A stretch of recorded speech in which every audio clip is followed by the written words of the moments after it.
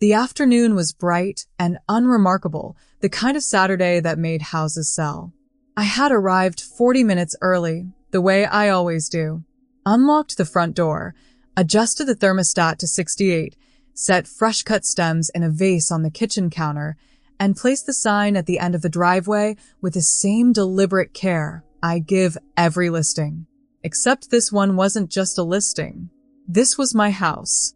I had been a licensed realtor for 3 years by then, long enough to know that the first 10 minutes of an open house set the emotional temperature for everything that follows. So I moved through each room with practiced intention, cracking windows slightly, angling blinds for natural light, and placing the brochure stack at the entry table where a visitor's hand would naturally fall. I was standing at the kitchen window, checking the sight line to the backyard, when I saw him. My father.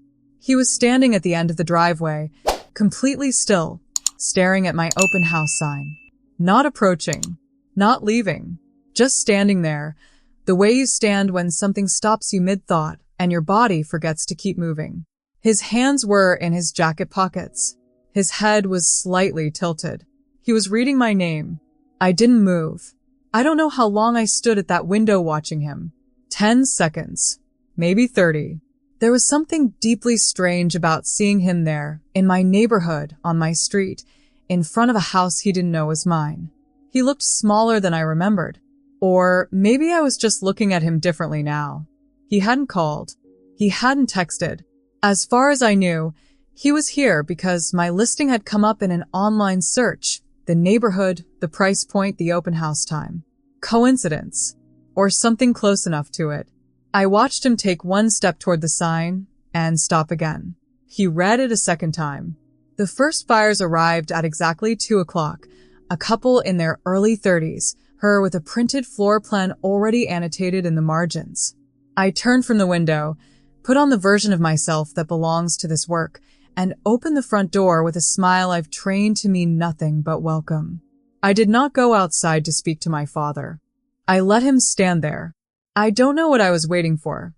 Maybe to see if he would walk away, pretend he hadn't seen the name, fold the moment into the part of his mind reserved for things that are easier not to address. That would have been familiar. That would have been us. But he didn't walk away. And that is where the story actually begins. Not at the driveway, not at the sign, but years earlier in a bedroom that used to be mine. I was never the difficult one. That was always the quiet understanding in our house. Unspoken but consistent. The way certain rules become rules without anyone writing them down. I was the older one, which meant I was the capable one, which meant I was the one things were expected of. It wasn't cruel. It wasn't even conscious, as far as I could tell. It was just the architecture of how our family was arranged. My sister Nadia is 4 years younger than me. She is warm and funny and has never once been told no without someone softening it into a maybe. I'm not saying that with bitterness. I'm saying it because it's the most accurate description I have of how we were raised differently without anyone in the room ever admitting it was happening. I paid for my own college tuition. Not entirely. I had a partial academic scholarship, but the remainder came from a waitressing job. I worked 3 nights a week and had a summer internship that paid almost nothing. My parents helped once, a single payment of $800 in my sophomore year, and my mother mentioned it with quiet regularity for the next 4 years. Not unkindly, just as a reference point, a thing that existed between us. Nadia's tuition was handled without conversation. I moved out at 22, the week after I passed my real estate licensing exam. Rented a studio apartment 40 minutes from home, furnished it with things I found at estate sales, and spent the first 8 months eating a version of dinner that could generously be called functional. I did not ask for help. I did not want to need it. 2 years later, when my father's contracting business went through a slow stretch, a rough winter, a client who didn't pay on time, I sent money home. Not alone. Not with paperwork. Just a transfer quietly for 4 months until things leveled out. My mother thanked me once. My father never mentioned it directly, which I understood as the closest thing to gratitude he knew how to offer. I found out last year, by accident, that they had closed a small savings account that still had my name on it, an account from childhood, maybe $300, opened when I was 7. They had closed it and used the balance for something. I don't know what.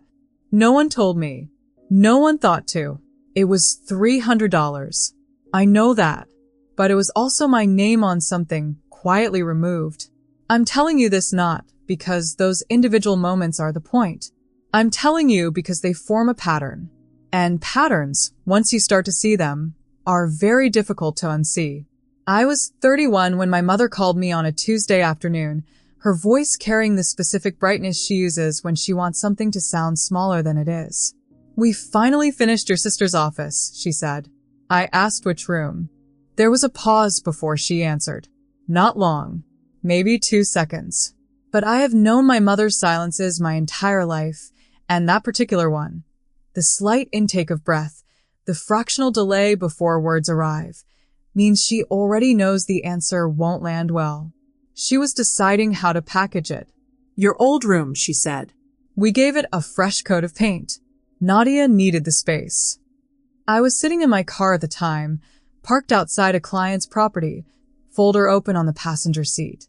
I remember staring at a line item in the disclosure document without reading it. "My things are in that room," I said.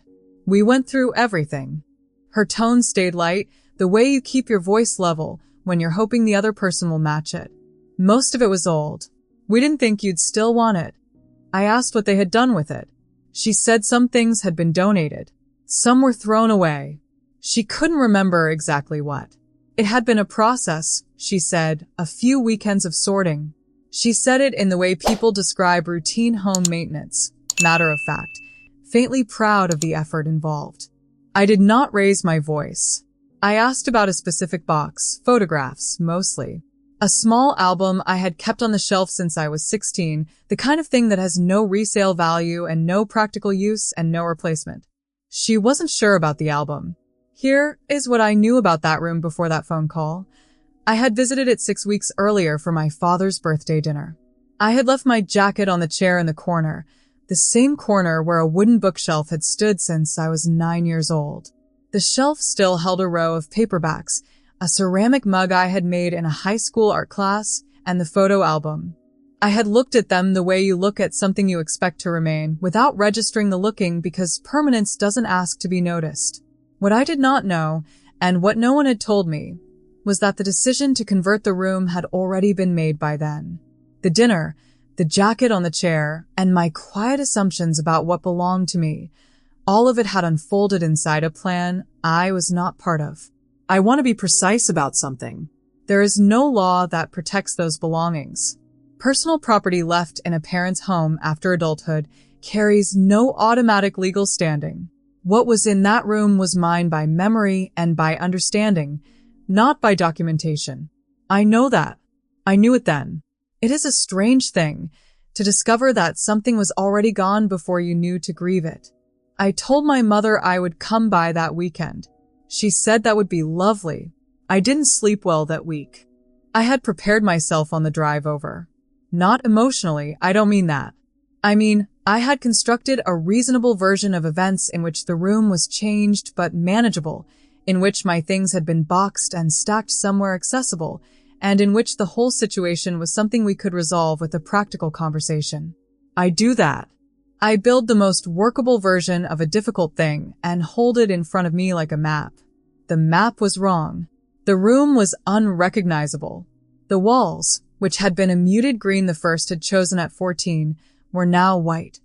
A bright, deliberate white that made the space feel like it belonged to someone else entirely, which I suppose was the point. A standing desk sat beneath the window where my bookshelf had been.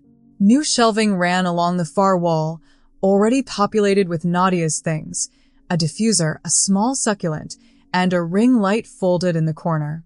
The carpet had been replaced with laminate flooring. Even the light fixture was different. Nadia gave me the tour. That is the word that comes to mind, tour.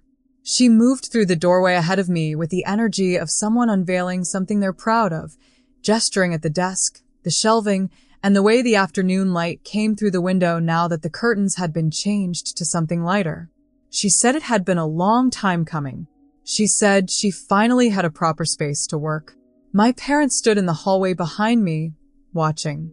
My mother was smiling the careful smile she wears when she wants the room's temperature to stay warm. I stood in the doorway and said nothing for a moment. Then I asked quietly about the photo album. My mother's expression shifted, not to guilt, exactly, but to something adjacent to impatience. The look of someone who has already mentally closed a chapter and doesn't understand why you're asking them to reopen it. "We didn't think you needed any of that anymore," she said. I looked at her. She smiled. I did not argue. I did not cry. I turned back to the room and looked at it one more time. The white walls, the new flooring, the standing desk in the corner where 9 years of my reading life used to live. And I said that the room looked nice. Because that was the only sentence available to me that would not cost more than I was willing to spend in that hallway, in front of all three of them on a Saturday afternoon. We had lunch after. I ate and I listened and I answered questions when they were directed at me. But something had shifted in me that I couldn't quite name yet. Not anger or not only anger. Something quieter and more structural, like a decision beginning to form before I had consciously made it. I drove home and I sat with that feeling for a long time. The call came on a Wednesday evening, about a month after the visit. It was Nadia, which was already slightly unusual. We were not in the habit of calling each other without a reason that had first been routed through our parents. She opened with small talk, which she is good at, and I let her run it for a few minutes before she arrived at the actual point. She was thinking about buying a condo. She had found something she liked in a neighborhood about 20 minutes from our parents' house. 2 bedrooms, a good building, reasonable HOA fees. She had already looked at it twice. She was fairly certain she wanted to move forward. Then she said, "I was hoping you could help me with the paperwork. You know, since you do this." I asked her what she meant by help. She said representation, buyer's agent on the purchase, and then when she was ready to sell, maybe in a few years, she'd want me to list it too. She said it the way you ask someone who cuts hair to trim your ends. A thing they do, extended informally to someone who knows them. Just as a favor, she said. It's family. I did not say anything immediately. She filled the silence by mentioning, without particular emphasis, that our father was co-signing the mortgage. She said it as a footnote, a practical detail, not a point of significance. She said he had offered. She said it had all come together quite easily. I want to explain what a buyer's agent represents in real terms, because I think the word favor deserves that context. On a condominium priced at $300,000, which is a conservative estimate for the market she was describing, a buyer's agent commission runs between 2.5% and 3%. That is between $7,500 and $9,000. That is not a favor. That is a professional service that takes weeks of active work, contract negotiations, disclosure review, coordination with lenders, inspection management, and timeline tracking. It is the work I went to school for, trained for, and have built a career doing. My father was co-signing a mortgage. My father, who 2 months earlier had not thought to ask me before clearing out the room where I had grown up, was now committing his credit to secure a home for my sister. And my sister was calling to ask if I would like to contribute my professional labor to the transaction, for free, as a family favor. I absorbed the full shape of that for a moment. Then I told her, calmly and without elaboration, that I wasn't able to do that. I told her I could refer her to a trusted colleague who would take excellent care of her. I kept my voice even. I was professional because that is what I am, and because I understood that the conversation we were actually having was not one Nadia was aware she had started. She said she'd have to think about it. She called our mother before she hung up with me. The group chat moved faster than I expected. Within 2 hours of my call with Nadia, the family thread, a group that included my parents, both sets of aunts and uncles, and 3 cousins I speak to approximately twice a year, had become something I can only describe as a proceeding. I don't know exactly what Nadia told them or how she framed it. What I know is the version that arrived in that chat because I watched it in real time from my apartment, my phone face up on the counter, while I made dinner. The version was this: I had refused to help my sister. I had made it about money. I had chosen my commission over my family. My aunt, my mother's older sister, wrote that she was surprised at me. A cousin I had not spoken to in 8 months sent a single line: "That's cold." Someone I barely remembered from childhood family reunions used the word selfish without any apparent hesitation. My father did not type. He sent a voice message, which I think was deliberate. Voice carries weight that text doesn't, and my father has always understood the instruments of a room, even a digital one. His message was calm, which made it more effective. He said he didn't understand what had happened to me. He said that family was supposed to mean something. He said I was putting money above the people who raised me. He did not mention the bedroom. He did not mention the savings account. He did not mention the 4 months I had sent money home without being asked. My mother called separately, which meant she wanted a conversation rather than a record. She was crying within the first minute, not dramatically but steadily, the way that is harder to hold a position against. She said she didn't know what she had done to make me this way. She said your sister would do it for you. She said it twice. I did not say what I was thinking, which was that the comparison had no basis, that Nadia had never built anything she could offer, had never been in a position where her labor had real market value, and had never been asked to quietly absorb a loss and say the room looked nice. I said I understood she was upset. I said I loved her. I said I needed to go. I turned my phone over and finished making dinner. Here is what I have since learned to name. What happened in that group chat is a recognizable dynamic. One person declines to give something. The narrative is immediately restructured so that the declination, not the request, becomes the injury. Then the people who were not present for the original exchange are recruited to confirm the restructured version. No one asks the person who declined for their account. The absence of their perspective is not noticed because the goal was never accuracy. I did not defend myself in the chat. I did not respond to the voice message. I had something else in mind. What nobody in that group chat knew, what nobody in my family knew, was that I had been building something for 3 years. Not in reaction to any of this. That is important to say clearly, because I don't want this to sound like a scheme constructed in the aftermath of a slight.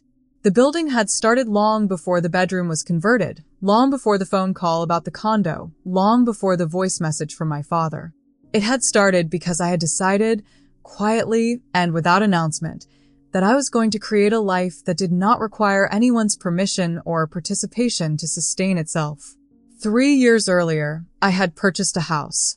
It was small, 1,100 square feet, 2 bedrooms, a narrow kitchen, and a backyard that was more ambitioned than lawn. It was in a neighborhood that was not yet desirable, but that I had watched carefully for 18 months before making an offer, because that is the work I do and I trusted my own red on it. I bought it with a down payment. I had saved over 4 years of deliberate, unglamorous financial discipline. I did not eat out. I did not take holidays. I drove a car with 200,000 kilometers on it, and I told myself with some regularity that the discomfort was temporary and the asset was not. I lived in that house for 3 years. I refinished the floors myself over a long weekend. I repainted every room in colors I chose without consulting anyone. I replaced the kitchen fixtures and learned, in the process, more about plumbing than I had ever intended to know. I made it functional, and then I made it beautiful, and at no point did I ask my family for a single opinion because I already knew what I wanted it to be. By the time the group chat had run its course, I had already been in conversations with a mortgage broker about leveraging the equity in the starter home toward a deposit on something larger. The numbers had aligned. The timing was right. I made the decision the way I make most decisions now, carefully, privately, and completely on my own. I listed the house myself. I was my own agent, which is legal, and when you know what you're doing, straightforward. I prepared the disclosure documents, arranged professional photography, set the price after 3 weeks of comparative market analysis, and wrote the listing description with the same precision I bring to every property I represent. Then I printed the brochures, loaded the sign into my car, and drove to my own house on a Saturday morning to host my own open house. I placed the sign at the end of the driveway. My name was on it. My credentials were on it. My phone number was on it. I went inside, adjusted the thermostat to 68 degrees, set stems in a vase on the kitchen counter, and waited for the first buyers to arrive. My father arrived instead. He came through the front door at 2:17. I know the time because I had just finished walking a young couple through the primary bedroom and was returning to the entry when I heard the door. I looked up, and there he was, jacket on, hands at his sides, standing on the threshold of my house with the slightly uncertain posture of someone who has arrived somewhere and is still processing where that somewhere is. He had not known it was my house. I am certain of that. The address had come up in an online listing alert. The neighborhood was one he knew, the price point was within a range he browsed, and the open house time was on a Saturday afternoon. He had come to look at a property. He had not come to find me. I watched his eyes move through the entry. The first thing he would have seen was the console table near the door, a piece I had found at an estate sale 3 years ago, refinished in a dark walnut stain, the same table that had sat in the hallway of my apartment before I moved into this house. On it, a small ceramic bowl for keys, a framed photograph of me at my licensing ceremony, and the brochure stack, neatly aligned. Then the living room. The armchair in the corner had been my grandmother's, his mother's, a piece he would have recognized immediately. I had asked for it years ago when she downsized, and he had helped me load it into my car. It had been reupholstered in a deep green fabric that made it look considered rather than inherited. Beside it, a floor lamp I had rewired myself stood. On the walls, a gallery of framed photographs, my adult life, arranged with the same care I bring to every room I prepare for sale. He was still standing at the entry when I came toward him. I handed him a brochure. "Welcome," I said. "Take your time. The backyard access is through the kitchen if you'd like to see it." He looked at the brochure. He looked at me. He looked back at the room. A couple moved past us into the dining area, pointing at the light fixture. I excused myself and went to answer their question about the age of the roof. I answered it completely and accurately, and then I walked them to the back door and showed them the yard, because that is what you do, because this was still a professional environment, and I was still a professional inside it. When I came back through, my father was standing in the living room next to his mother's armchair. He was not touching it. He was just standing near it, the way you stand near something that disorients you, as if proximity might resolve the confusion. He looked up when I entered. "Can we talk?" he said, privately. "Of course," I said. "I'll find you when the last visitor leaves." Then I went back to work. The last visitor left at 4:40. I locked the front door, collected the remaining brochures from the entry table, and set them in my bag with the same unhurried movements I use at the end of every open house. My father was sitting in the armchair in the living room, his mother's armchair, reupholstered in deep green, and he watched me move through the room without speaking. I brought 2 glasses of water from the kitchen, set one on the side table next to him, and sat down on the sofa across from him. I did not wait for him to find an opening. "I want to tell you some things," I said. "I'm not going to raise my voice, and I'm not going to ask you to respond while I'm talking. I just need you to hear it." He nodded. I started with the bedroom. I told him I had been in that room 6 weeks before the conversion, that my things had been on the shelf, that the photo album I had kept since I was 16 was gone and could not be replaced. I told him not one person had called to ask whether I wanted to come and collect my belongings before the room was cleared. I told him I had stood in that doorway and said the room looked nice because I did not know what else to do with what I was feeling in front of all 3 of them on a Saturday afternoon. Then I told him about the condo call. I was specific. I told him the commission value in real numbers, not to make it about money, but because I needed him to understand the actual weight of what had been framed as a small favor. I told him I had been representing buyers and sellers professionally for 3 years, that my license and my reputation and my income were built from that work, and that being asked to contribute it for free, with a smile as family, was the same gesture as the bedroom, just in a different register. I told him about the group chat. I told him I had read every message. I told him I had listened to his voice note. I told him I had not responded because I understood that defending myself in that thread was not the point, that the thread had never been about finding out what happened. It had been about confirming a version that was already decided. Then I stopped. I looked at him directly, and I said, I don't need an apology to move forward. I need you to understand what was taken. Not just the room, not just the commission. The assumption underneath all of it, that my things, my time, my work, my silence were available on request. That is what I need you to sit with. He was quiet for a long time. The room held the late afternoon light. Neither of us moved.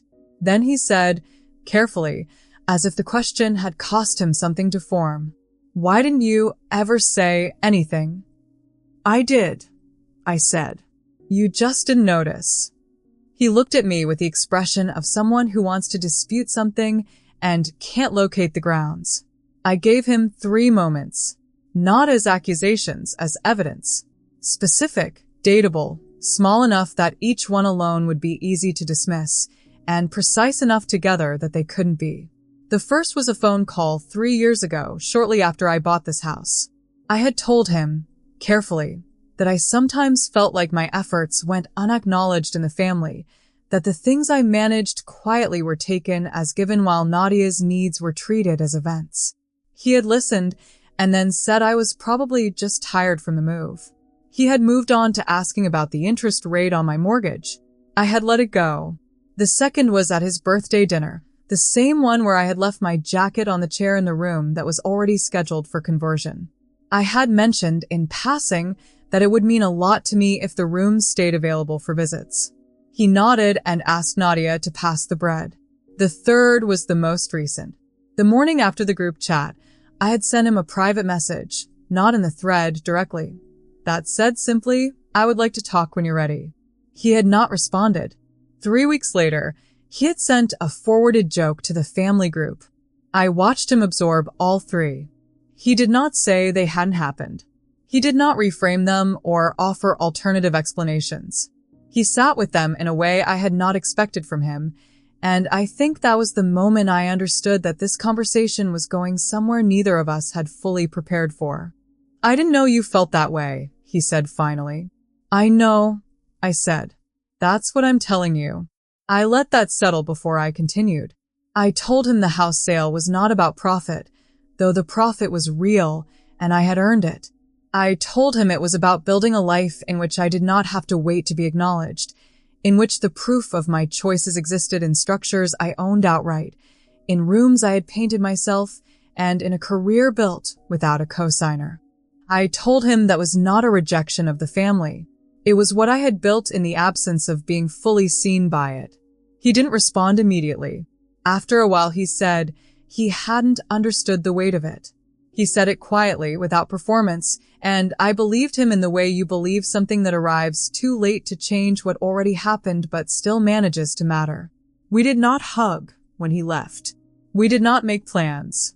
But something between us had been said out loud for the first time, and you cannot put that back. By the following morning, my mother had called Nadia, and then everyone knew we had talked. The responses came in over the following week, unevenly and without coordination.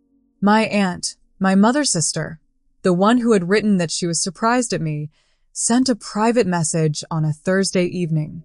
It was short. She said she had not known the full situation. She said she hoped things would settle. It was not an apology exactly, but it was a retraction of position, and I understood the difference and accepted it for what it was. One of my cousins, the one who had written that's cold into the group chat without hesitation, sent something longer. She said she had only heard one side. She said she had experienced something similar in her own family and had not handled it well at the time. She asked if I was okay. I told her I was. We have spoken twice since then, which is more than we spoke in the previous 2 years combined. Not everyone wrote. Most didn't. The group chat returned to its normal rhythm within a week. Birthday acknowledgments, forwarded videos, and the occasional photograph. I remained in it. I did not perform warmth I didn't have, but I did not withdraw either. I had learned by then that the most powerful thing I could do in that space was simply to remain legible, present, calm, unchanged. Nadia did not reach out. I did not expect her to, and I want to be honest about that rather than frame her silence as a fresh wound. She is navigating her own version of the family we grew up in, and that version has served her differently than it served me. I don't know what she understands about what happened. I'm not certain she has been given accurate information. What I know is that the silence is hers to break when and if she chooses, and I have stopped waiting for it. My mother called on a Sunday, 11 days after my father's visit. She was defensive in the first 10 minutes, which I had anticipated. She said she hadn't realized how much the room had meant to me. She said they had only been trying to make the house work for everyone. Then, after a long pause, she asked whether I had managed to keep anything from the room. I told her I had. I did not tell her when or how. What I did not say was that 6 weeks before the bedroom was converted, the same visit where I had left my jacket on the chair, I had quietly taken the photo album from the shelf and placed it in my bag before dinner. I had not announced it. I had not asked permission. I had simply looked at the shelf, understood something without yet having the words for it, and made a decision. The album is on my bookshelf now. My father calls on Tuesdays. Not every Tuesday, but enough that it has become a pattern I can rely on. He asks about work. He listens to the answer. It is not everything, but it is different from before. The offer came in on a Friday afternoon. Highest of 4. Clean terms, flexible closing date. I accepted it by email, professionally, and without ceremony. I told no one. The escrow closed on a Tuesday morning. There was no ceremony for it. A document arrived in my email at 9:43, confirming that the transaction had been completed, that the title had transferred, and that the house I had bought with 4 years of deliberate savings and lived in for 3 years and staged and listed and sold myself had passed to its new owners cleanly and without complication. I read the email at my desk, filed it in the correct folder, and made a second cup of coffee. I had already identified the next property by then. It was a 2-bedroom, 7 minutes from where I currently rent a short-term furnished place while the purchase is completed. The second bedroom was smaller than the primary, enough for a bed and a nightstand and a window that faced east. I had stood in it during the walk-through and thought, with some deliberateness, that it was room enough for a guest. If the right people came, if I chose to extend that invitation, the room would be ready when I decided and empty until then, and that distinction felt important to me in a way I didn't need to explain to anyone. The deposit cleared the following week. I have been thinking in the months since all of this unfolded about the difference between being invisible and being quiet. They can look identical from the outside, both produce the same result, which is a person whose interior life goes largely unwitnessed. But they're not the same thing. Invisible means you are not there to be seen. Quiet means you are entirely present and have simply made a calculation, consciously or not, that speaking will cost more than it returns. I was never invisible. I was quiet and I was wrong about the cost of it, not because silence is always the wrong choice, but because the particular silence I had been keeping was not protecting me. It was protecting an arrangement that had never been designed with my comfort in mind. I had been absorbing things quietly for so long that the people around me had come to understand my capacity for absorption as an unlimited resource. It is not unlimited. I know that now in a way that has settled into something permanent rather than something I have to remind myself of. I don't carry it as anger. I carry it as information, accurate, hard-won, and mine. I no longer wait to be acknowledged before I proceed. I build things. I document them. I let the work speak at the volume it actually carries, which turns out to be considerable when you stop apologizing for it. The new house closes in 3 weeks. I have already ordered the sign. It is the same design I have used for 3 years. Clean, simple, my name in the same font as every other listing I have ever managed. I will place it at the end of the driveway on the first morning before any buyers arrive, the way I always do. My name is on a sign in front of a house I chose. That is the whole story.